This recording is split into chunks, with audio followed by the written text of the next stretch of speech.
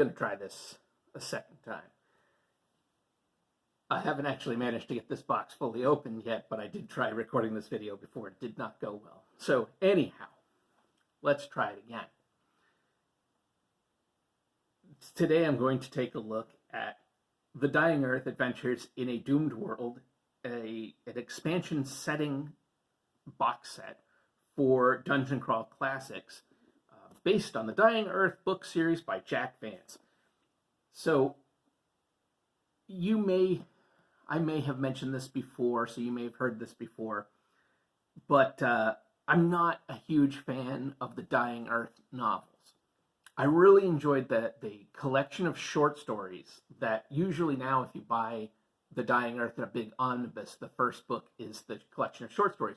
Those I think are great, and I think the setting is great. I just really didn't enjoy the novels. Now, I usually enjoy Jack Vance's work quite a bit, and I do really like the world. And I think that the world of The Dying Earth is a great fit for Dungeon Crawl Classics. Interestingly enough, and I think interesting anyway, as a gamer, if you are into Dungeons and Dragons and various things like that, you may have come across Jack Vance for multiple reasons. He was hugely inspirational in the original Dungeons and Dragons. You'll hear the magic system from D&D referred to as Vancian magic. I don't particularly think that's accurate as part of Vancian magic, part of Jack Vance's Dying Earth's magic, is that the spells are like lodged into your brain and you let them out and they exist beyond you after that point. I think that translates into, in D&D, you try to cast a spell and you immediately forget it, which has always been a system that I didn't like. But I like the idea that the magic still exists, that it has left your brain and now crawls around out in the world as this piece of magic. I think that's really cool. Anyway, so Jack Vance's Dying Earth setting. Now I am going to open it over here so that I can get out the digital code without flashing that on screen. A smart person. The box is is tight. It's a sturdy box, unfortunately, because of the shipping company. It did take a little ding, but it's nothing terrible.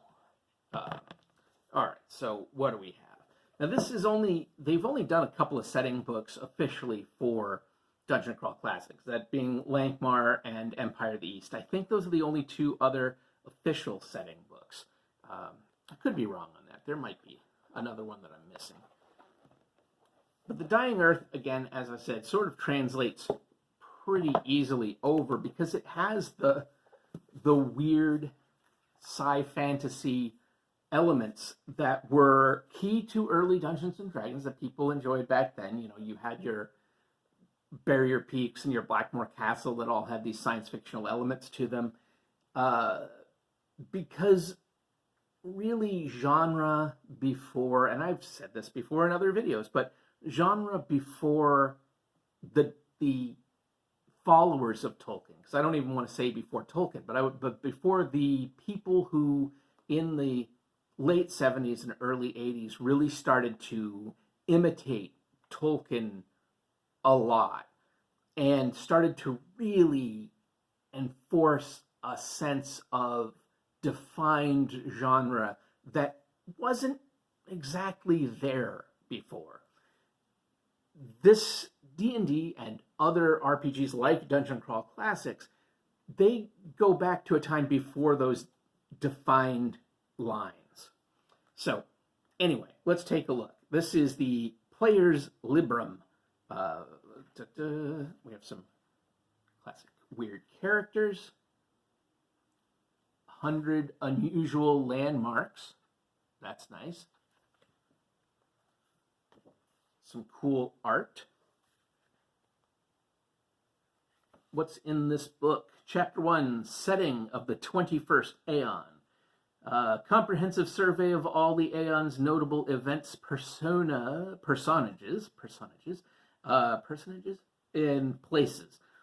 Historical events and places, notable personages and groups, geographical sites, okay, other worlds, because again, it was sort of the Dying Earth is like far, far future, so it has science fiction elements in its past, though it comes out with a sort of Clark tech where the technology that exists now might as well be magic. Character creation: magician, vat thing, wayfarer, and witch. I think, if memory serves, this is another one like with Mutant Crawl Classics, the companion game, that has its own character archetypes that you don't necessarily use the basic ones from Dungeon Crawl Classics. And in a way, sort of what Lankmar does, because Lankmar also limits your choices of characters somewhat. Like, if I remember right, you don't play clerics, and you don't play the demi-humans, that kind of thing. I can't remember on Empire of the East, but I bet that's true on there too, because I don't remember there being any demi-humans in Empire of the East. But anyway, let's see. Habiliments of obvious efficacy for discerning adventure. Yeah, see, that's part of my problem, particularly with the Dying Earth novels, was Vance having a little bit too much fun with language. My biggest problem with it is I found it unapproachable and not enjoyable to read. And I usually like Vance. I like a lot of Jack Vance's work, but those, I think that the character's name is Kugel. Yeah, Cugel. I really didn't like him, and I didn't enjoy reading about him, and he was sort of the main part of those novels, so I didn't really enjoy that. But again, the setting, very cool. And so, we have their introduction. But again, in mentioning, that you'll know Jack Vance from Vancian Magic, which is sort of core to D&D in its way. But also, folks will now be more aware, especially if you've watched Stranger Things, but if you've been a long time D&D player, you'll know the name Vecna, and Vecna is derived from Vance. I think this is a vat thing over here.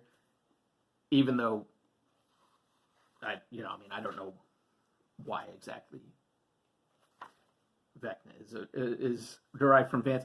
And, your Hand and Eye of Vecna are not derived from Jack Vance's work. They're derived from Michael Moorcock's Corum novels. The Hand and Eye, I'll never remember the Welsh-inspired names of the gods that those come from in the Corum novels, but that's where they come from. So, looks like we have a lot of cool charts in here that could be useful. Now, I don't know if I will end up running a straight Dying Earth Dungeon Crawl Classics game, or if I will use material from this to run a regular Dungeon Crawl Classics. Time will tell. I'm going to have to give it a read through. I do believe, Primer of Practical Magic. I do believe that there are some, not just character type limitations, but some other variations on the rules.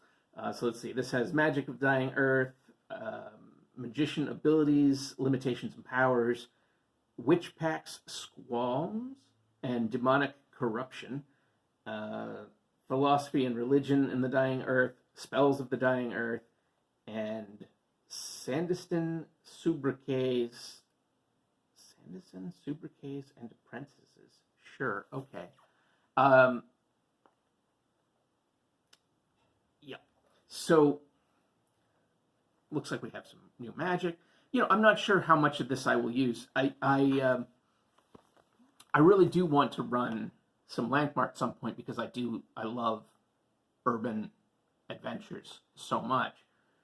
But it has been a little scary to I'm still really kind of learning the ropes with Dungeon Crawl Classics, and the idea of stepping into a variation of it is a little intimidating. It probably shouldn't be. I mean, I'm sure I can handle it, but it's still a little weird. This looks really cool. So we got some more spells. And hopefully, I will take a look, I'll read through, but hopefully, if nothing else, I'll be able to do things like draw out the spells, to use to, yeah, a lot of spells in here, to throw more strange variation into DCC. Have one of these spells written in a book so that a player can come across it and things can get really wacky. Witch and divine spells. Okay, cool. So we have a lot of. Oh, I see. So we have charts back here for like names and stuff, names and descriptions. So like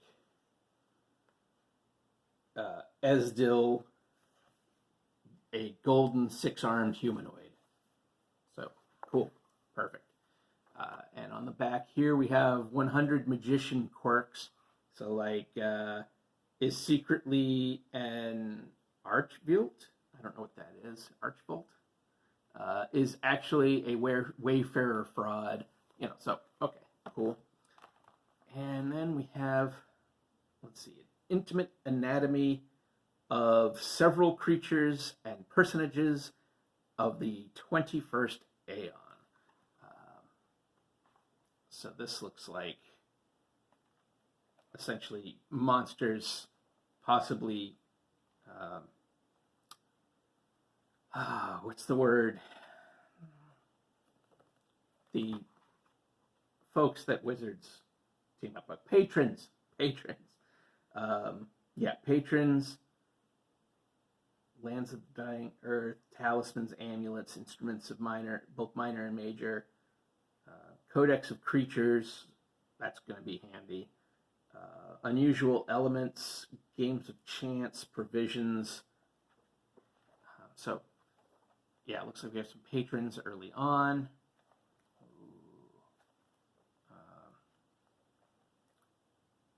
Here we have, looks like more of a sort of gazetteer. We have our map here. And, that's creepy. So I like when things get weird with these games. I don't like the rigid post-Tolkien definition between genre. Again, it depends. Look, if I'm playing Ars Magica, do I want it to be medieval Europe or fantastical version of medieval Europe? Yes, I do. But if I'm playing some kind of weird heroic fantasy with multiple sentient peoples running around, that's weird and silly and goofy. And I want to crank up the weird, silly goofiness of it and really go hell's a-poppin' with multi-worlds and dimensional travel and magic that cracks planets and all of that kind of craziness. I think that's great. So we have some games of chance that I guess you can put in. Some food and various things. Okay, so here we have an index. That's handy. I'm not exactly sure how that works, so I'll have to look into that. Dying Earth Tables Index. Okay, good. Indices are important. Oh, and on the back we have 100 noteworthy airs and allurements. Okay. So like a chant of cavorting figures. Okay. A sibilant chant.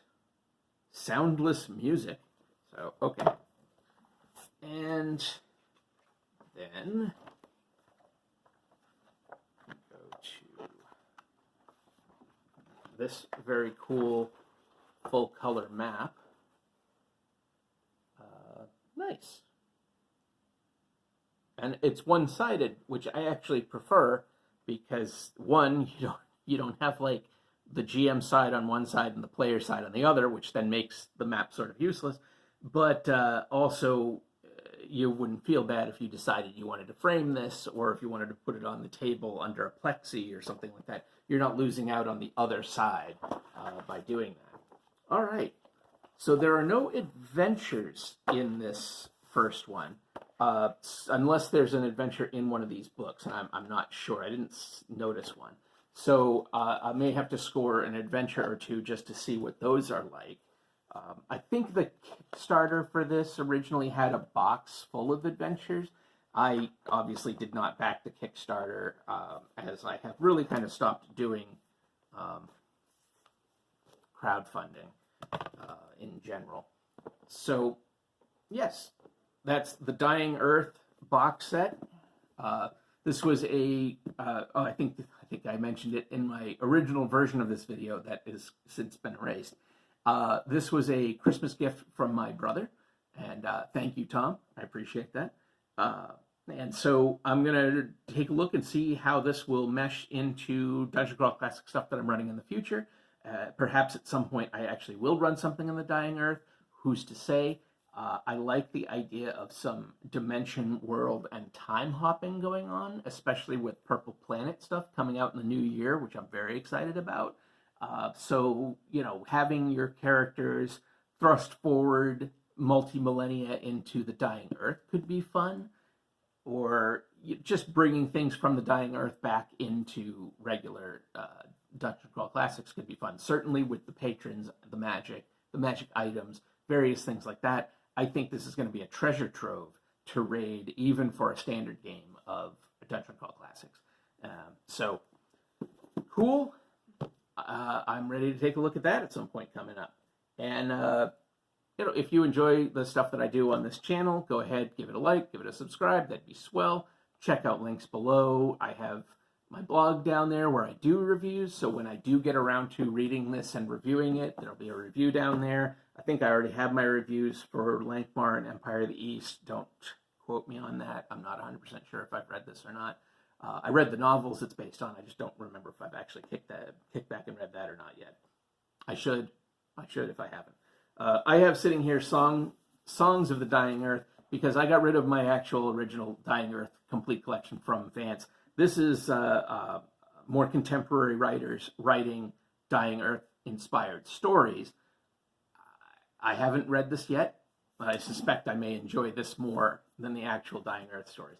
And when I'm ready to go back into Vance, I will go back and finish off the Planet of Adventure series or any number of other books that he wrote that I enjoyed more. But again, the setting, very cool, deeply inspirational for this hobby. Jack Vance, the people credit Tolkien all the time, and sure, to a degree, that makes sense. But you got to look at people like Robert E. Howard, Jack Vance, H.P. Lovecraft, and Michael Moorcock. I mean, my gosh, so much of Dungeons and Dragons owes itself to Jack Vance and Michael Moorcock. Those two, probably, I don't know if I would say more than anybody, but certainly they're right up there. And then right up there also, Fritz Leiber with his Lankmar stories. That's your core to the original thing. That's those are the writers that a lot of contemporary folks are missing out on. Man, you gotta read Lieber. The Lankmar stuff is great. Fafhrd and the Grey Mouser, where I didn't respond well at all to Kugel or whatever his name is from these stories. Again, setting awesome, character from the books I didn't love, but man, Fafhrd and the Grey Mouser are a blast to read about. So anyhow, check out the stuff below if you feel like it. Give a like, give a subscribe, all that sort of thing. Check back. I don't know when my next video is going to be. This is, I think, the only other holiday when I have to record. So, yeah, take care.